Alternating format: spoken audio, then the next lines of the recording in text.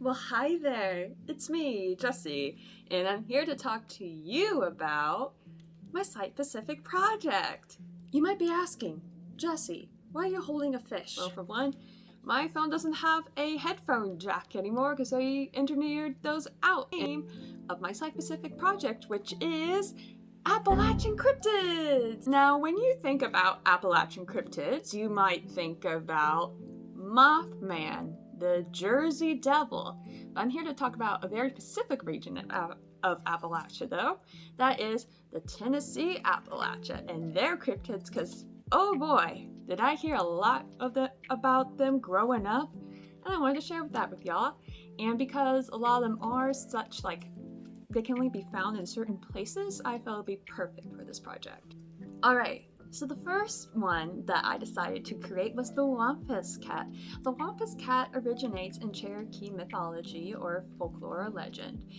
There are multiple origin stories. One story states that there was a woman named Running Deer, and there was a bad, sort of malevolent cat spirit running around, and so to stop this evil spirit, she disguised herself in a booger mask, which is sort of like a cat mask, and went and killed it. But to ultimately kind of kill it and end it, she kind of had to turn into the Wampus Cat. So it used to be a sign for some, a sign of death and ill will. Now, if you follow that story, it's more a sign of she's watching over you and protecting you, which is actually really sweet. So what does this Wampus Cat look like? I'll plan to show you through the figurines and the full end product, but the Wampus Cat can be sort of thought of as, put the mental picture of a cougar in your mind. Now add 2 extra legs and glowing green eyes. That's the Wampus Cat, but it's more characterized by, has a very eerie scream. Even just the sound of it tends to drive you mad. Or just, it sometimes won't even scream, just emits very eerie sounds, and that drives you nuts. So I would not want to encounter this. But the Wampus Cat can be typically found in the woods, mostly on a hill. To explain this next one, I need to say the phrase to you: don't look into the trees, because you're never gonna know what's looking back. This creature does not really have a name, and it depends on the region where you are. So in Appalachia, you'll hear this phrase a lot. Different regions will have different explanations of what is in the trees or why not to look into the trees. But for this, I'm going off the more regional, like Kingsport, Bristol, Sevierville area of what I've heard was in the trees. Now, this creature isn't also named for superstitious reasons because it's considered bad karma, bad omen. These creatures, they are obviously within the tree branches of a tree. I was told that they had pale little green bodies that are fully covered in skin, not a single hair. And they got these really jagged, mouth to mouth smile that's very eerie. And they got these bright glowing yellow eyes, and that's the part you will see if you look into a tree at night. The second one is one of my more favorite ones. It's the Moon-Eyed People. There is actually archaeological evidence of this sort of cryptid, but it's more believed it was a people. And Cherokee legend are described as very short, very pale, almost their skin is white, and they had these big blazing blue eyes, and their face is fully bearded. Men or women, fully bearded. And they're called the Moon-Eyed People is because they have such large blue eyes that it felt like the moon. It's said that they live in rocky areas and they tend to live in caves, and they only come out during the night because they are so pale and their eyes are so big and blue that the sunlight hurts them. Last but certainly not least is the Tennessee brown light. No one really knows why they're happening. These brown lights, sometimes that occur, usually in 4s or 5s, that just are giant orbs of brown light in the sky. And they'll stay there and not move for a bit, and then all of a sudden, they'll move. To describe what was my process for going all of this, first I got of all my supplies, I realized that I wanted to first try to sculpt with polymer clay, because even though it's been 3 years, I've been itching to play with it again. Anyway, so I went and bought polymer clay from Michael's, and as you can see, through the video image. Those prices were crazy. So I got the store brand one, or the Craft Smart as it says. So I went back and I started sculpting with that. At first I was just doing like the full figure out of clay, which is stupid and wastes a lot of clay. So that's why Moon Man, through a lot of trial and error, he went through 5 different stages of being made, because eventually I realized when I was sculpting a little bit, well, I only took 1 class in it, that to use aluminum foil for the bodies and making up the mass of the bodies, and that saves you a lot of clay and a lot of time and a lot of frustration of the clay flopping around everywhere. So that's what I did for both the Moon-Eyed people and for the Wampus cat. But I realized halfway through both of them I didn't really have enough clay for the rest of them, so I went back and I got some air dry clay because I couldn't pay another $12.99 for a little block of clay. I went and got air dry clay and it worked pretty well. Even though it was a lot more messier and a little bit harder to like manipulate, and of course it had a longer drying time versus baking it in the oven like polymer clay, it worked pretty well. I definitely let it sit for a couple of days to make sure it was fully dry and so it would not crack on me. And that is what I used to shape both Don't Look Into the Trees cryptid / creature and the brown lights. When I was starting to sculpt the brown lights, I was trying to figure out how I wanted to hang them and string them up. I decided for when I was making them to do an indent and leave enough room for a good amount of like string or mini rope, which I ended up using thread later, but like thread like woven together. And I decided to leave that pit open, and when it was all dried and everything, I decided to like basically take that thread, and I had some super glue, which was also like sort of like a resin type thing, I'm not sure, but it dried very well and they stayed in there, so it may not have been the appropriate material, but it worked.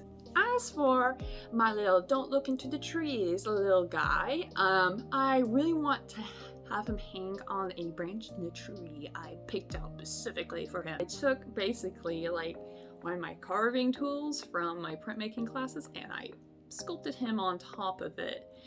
So his like arms and his like little feet over here are sort of on the branch, and the arms are acting as sort of an anchor for him to hang on to. Eventually I was able to, you know, work out his face, his arms, his legs, his little skin flap wings. And I think he turned out pretty cool.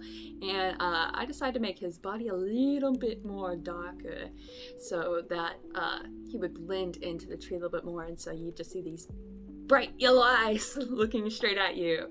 So that was my process with the Don't Look Into the Trees little guy.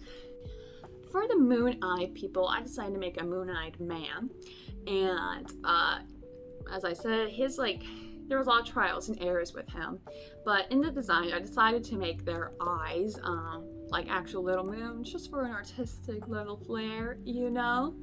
And I decided to paint their eyes moonish with little hints of blue. As for his posture, there was a lot of trial and error with his posture, especially since I wanted him to be able to sort of stay flat, especially on a more rounded surface like a rock, which he's gonna be on. So I had to be pretty careful while sculpting his feet and make him pretty stable.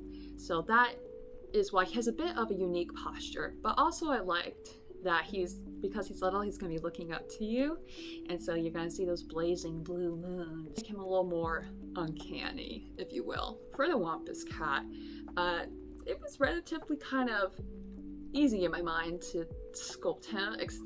More harder, I guess, when it came to detail, since I didn't have like a special oil to smooth out polymer clay. At least that's what I was told on the internet to use. Don't use water. I actually rolled out little pieces of clay to make the fur, so I would take it, slice it in half, and then use a little do to make the impression of fur, or I don't even know how to describe it. But then I would take it and I would lay it on this body, blend it in, smooth it in, and that's what I did for a lot of its fur and a lot of its texture. And I think it turned out pretty cool. You might be asking, Jesse, this is about site-specific. Are you taking in any consideration for the site-specific project? Yes, I did. I had already scoped and picked out exactly where I wanted my guys. So for the Wampus Cat, there's a sort of like little mini wooded area between like air building and the like dining hall. Starting to think her in there. And for the Moon-Eyed people, that one was a little bit more of a challenge. I decided to go into the kind of pond center. I forget the name of it. I'll put it right here. But they had nice rocks in there, and it looked perfect for my moon little person. So I built him a little sort of mini cave, and I stuck him in there, and I think it was like the perfect place on campus to do that. And I don't think he really would have worked anywhere else because they are kind of associated with rocks. But yeah, and as for my tree little guy, there was a lot of good trees, but then I found this magnificent, beautiful tree. And that's what I was working, when I came back and started working on him, I kept in mind that tree and how the branch was that I scoped out. I chose that tree and that's where he went. Back to the brown lights. This one, I had a hard time. Like, I knew which tree I wanted to hang these brown lights on, which was this tree. But as I was painting it, and even though these kind of look like little doo-doos, but it also occurred to me that these also do look like nuts, and these do have strings in them, and I really don't want to harm the wildlife. And as much as I would like to hang it in a tree, and you know, that's what you see when you're walking past it on campus that night, I decided to be more like friendly to nature and decided to hang it inside the Jenkins building on this window. If you see these hanging up there, and maybe they can give the illusion of these like brown lights hanging in the sky. Oh no, what are you gonna do?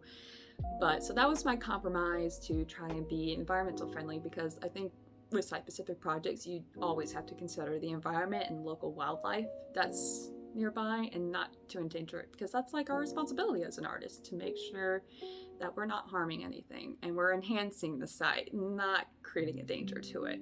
So that is why I chose to hang the brown lights inside on the window. So next is going to be a little compilation of me going and to these sites and putting them there and like enhancing the site, like building the Moon-Eyed person's like little cave. So let's give it over to future Jesse. Thanks, past Jesse. Future Jesse here. I'm here now at where I'm placing the creature in the trees now. And I'll show you where I put this little guy. Right up there. See him? Yeah, kind of menacing if I can focus on him. There we go. Well, yeah, he fits perfectly into that tree just as I intended. I'm in the stairwells of Jenkins on the left side, and I've just installed my brown light. It was very hard to because I can only reach as far as high on this. But here they are. I had to use extra string just for them to have a little bit more grab, and this is the only place I could really fit it without it interrupting the building.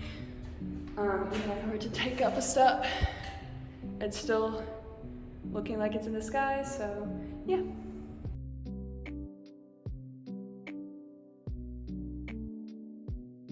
So, my final thoughts. I think this was a pretty fun project. I got to work with clay again after years of not messing with it. And so relearning that was a bit of a challenge, and especially during what I thought was a smaller time crunch, but was longer. I think though I was able to, come up on top of that. And I did struggle with this project a little bit, more towards the site-specific stuff, because I didn't know where I could and could not do my site-specific project, since like there were some other areas I went around and asked and they said no, or looked it up online and they said no. So, ECU, it's my best shot. And so that's why I decided to go more with cryptids and make them fit into the ECU environment, since this is not a typical place you would find them, but there are unique spots that do fit these creatures and would only really work there. I hope you all, enjoyed this process and me just telling you about these unique creatures, and maybe you can look into them on your own time, because there's a lot more and a lot more stories, and I just like sharing that piece of Appalachian history culture with y'all. So thank you for watching.